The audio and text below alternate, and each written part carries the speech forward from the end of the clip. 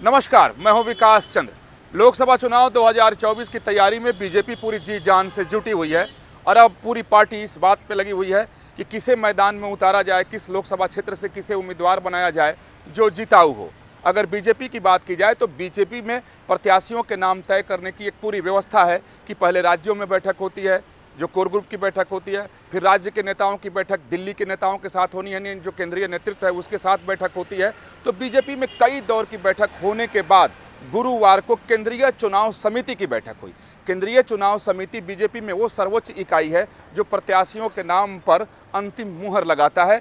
और इस बैठक में अगर बात करें तो प्रधानमंत्री नरेंद्र मोदी, केंद्रीय गृह मंत्री अमित शाह, केंद्रीय रक्षा मंत्री राजनाथ सिंह, बीजेपी के राष्ट्रीय अध्यक्ष जेपी नड्डा सहित सभी केंद्रीय चुनाव समिति के सदस्य मौजूद थे और अलग अलग राज्यों पर विचार किया गया, यानी अलग अलग राज्यों के प्रत्याशियों के नाम पर विचार किया गया। यानी गुरुवार को एक मैराथन बैठक हुई और सुबह 3:15 बजे तक ये बैठक होती रही और बीजेपी मुख्यालय में लगातार प्रधानमंत्री नरेंद्र मोदी बैठक करते रहे और डटे रहे।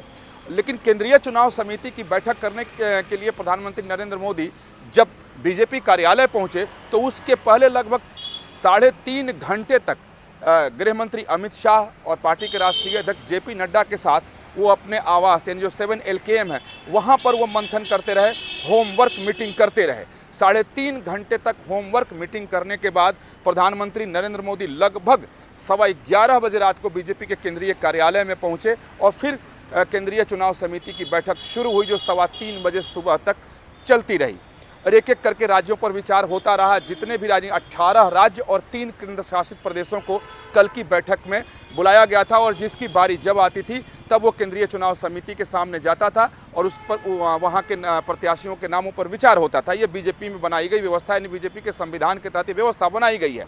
उदाहरण के तौर पर जैसे उत्तर प्रदेश की बारी है तो उत्तर प्रदेश के मुख्यमंत्री योगी आदित्यनाथ, उसके साथ वहाँ के दोनों उप मुख्यमंत्री, फिर वहाँ के प्रदेश अध्यक्ष, संगठन मंत्री, ये सारे लोग थे और जब वो गए तो केंद्रीय चुनाव समिति के साथ उनकी बैठक हुई और प्रत्याशियों के नामों पर विचार हुआ और जो जानकारी मिली कि 20 सीट अभी भी उत्तर प्रदेश की जो है वो लंबित है, बाकी नामों पर चर्चा हो चुकी है। तो कह सकते हैं कि कई दिनों से बीजेपी में बैठकों का दौर इस बात को लेकर के चलता रहा कि उम्मीदवार के नाम तय कर लिए जाएं, मुहर लगा दी जाए, किसे उम्मीदवार बनाया जाए। सोशल और पॉलिटिकल इंजीनियरिंग को ध्यान में रखते हुए ऐसे उम्मीदवारों को चुनना है कि जो जीत करके आए, क्योंकि बीजेपी इस बार 2019 के खुद के रिकॉर्ड को तोड़ना चाहती है। यानी जितनी सीटें 2019 में बीजेपी को आई थी उससे बीजेपी इस बार आगे निकलने की कोशिश कर रही है। यही वजह है कि प्रत्याशियों के नाम पर बिल्कुल बीजेपी फूंक फूंक कर कदम उठा रही है और किसी भी ऐसे व्यक्ति पर दाव लगाना नहीं चाहती है जिसके जीतने में कोई संशय है। अगर कल के केंद्रीय चुनाव समिति की बैठक की बात करें तो हालांकि आधिकारिक तौर पर बीजेपी की तरफ से अभी कोई घोषणा नहीं की गई है।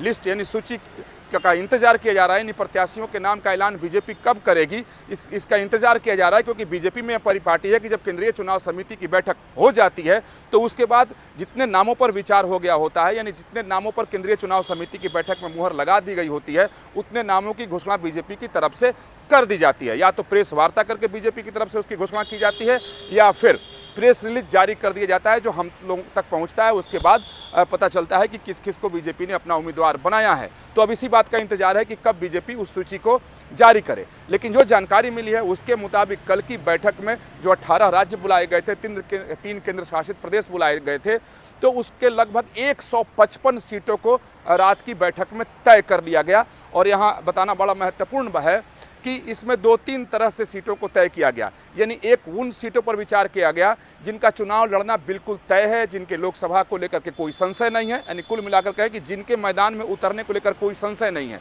जैसे प्रधानमंत्री नरेंद्र मोदी बनारस से सांसद हैं तो उनकी सीट, अमित शाह की बात कर लें गांधीनगर, या फिर राजनाथ सिंह इसी तरीके से केंद्रीय मंत्री पर जो जिनको मैदान में उतारना है, जो चुनाव लड़ेंगे ही लड़ेंगे। जैसे कई नामों पर चर्चा चली, निर्मला सीतारमण हो, धर्मेंद्र प्रधान हो, एस जयशंकर जो विदेश मंत्री हैं वो हों, फिर उसके बाद भूपेंद्र यादव हों, ऐसे तमाम मंत्री हैं जिनके नामों पर भी मंथन हुआ और उनके नाम को भी तय किया गया है। इसके साथ ही बीजेपी ने फॉर्मूला बनाया है कि जो सीटें बीजेपी जीत नहीं पाती हैं या पिछली बार हार गई थी, तो उसके उम्मीदवार के नाम का ऐलान पहले कर दो, ताकि पार्टी और प्रत्याशी दोनों को प्रचार करने का पूरा मौका लगे। इस फार्मूले को बीजेपी ने पीछे हुए विधानसभा चुनाव में भी आजमाया था और पार्टी का यह दावा है कि उसके परिणाम अच्छे आए, लिहाजा लोकसभा चुनाव में भी पार्टी उसी को फॉलो कर रही है। यानी पूरे देश भर के लोकसभा सीटों को पार्टी ने A, B, C, D श्रेणियों में बांट रखा है। डी श्रेणी में उन सीटों को रखा है जिस पर 2014 में भी पार्टी हार गई थी, 2019 में भी पार्टी हार गई थी, और सी श्रेणी में उन सीटों को रखा गया है जहां पार्टी 2019 में हार गई थी या वहां जहां बहुत कमजोर स्थिति या बहुत कम मार्जिन से पार्टी जीती थी। तो ऐसे सीटों पर कल विचार किया गया और जितने भी प्रदेशों की बैठक हुई, लगभग उनके प्रत्याशियों के नाम को बीजेपी तय कर चुकी है। अब सिर्फ ऐलान बाकी है, यानी कह सकते हैं कि गुरुवार को देर रात, यानी कहें कि सुबह तक जो बैठक हुई उसमें प्रत्याशियों के नामों पर मुहर लगाई जा चुकी है। बस इंतजार इस बात का है कि बीजेपी उस सूची को कब जारी करती है। हालांकि बीजेपी के नेताओं से बात करने पर वो ये कहते हैं कि चूंकि लोकसभा चुनाव 2024 के लिए पहली सूची होगी, पहली लिस्ट बीजेपी जारी करेगी, इसलिए श्री गणेश अच्छे ढंग से हो सकता है कि शायद प्रेस वार्ता करके उसमें ऐलान किया जाए, क्योंकि संभावना इस बात की भी है कि प्रधानमंत्री नरेंद्र मोदी का भी उसमें नाम है, गृह मंत्री का भी नाम है, रक्षा मंत्री का भी नाम है। और इस बात पर यह भी जानकारी आ रही है कि हालांकि राज्यसभा सीट मिल चुकी है JP नड्डा को, कि उन्हें भी उम्मीदवार बनाया जा सकता है, इसलिए केंद्रीय मंत्रियों के भी नाम हैं। तो अब सिर्फ ऐलान बाकी है, तमाम नामों पर चर्चा हो चुकी है और ये भी जानकारी आ रही है कि 10 मार्च के पहले तक बीजेपी 300 सीटों पर अपने प्रत्याशियों के नाम का ऐलान कर देगी। यानी उस हिसाब से पार्टी की बैठक हो चुकी है, पार्टी की तैयारी हो चुकी है। लेकिन सबकी निगाह फिलहाल अगर कहें तो पहली सूची पर है, पहली लिस्ट पर है कि वो कब जारी होता है, क्योंकि केंद्रीय चुनाव समिति की बैठक संपन्न हो चुकी है। मैराथन बैठक हुई, कई घंटे तक बैठक हुई, बैठक के पहले बैठक हुई और जो उनमें नामों पर चर्चा हुई, मंथन हुआ, फिर इस CEC में मंथन करने के बाद वो लिस्ट बना ली गई है। सिर्फ इंतजार है कि बीजेपी की तरफ से कब जारी किया जाता है। क्या प्रधानमंत्री नरेंद्र मोदी बनारस से ही, क्या अमित शाह गांधीनगर से ही, और इसके साथ साथ ये भी है जानकारी कि लगभग 30% से लेकर 40% तक सांसदों के टिकट इस बार कट सकते हैं। यानी जो मौजूदा वक्त में सांसद हैं उसमें से 30 से 40% को टिकट नहीं मिलेगा।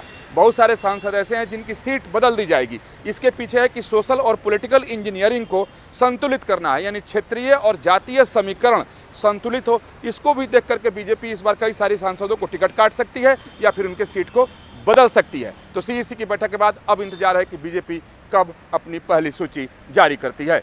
वीडियो जर्नलिस्ट सुभाष चंद्र के साथ विकास चंद्र, न्यूज़ नेशन, दिल्ली।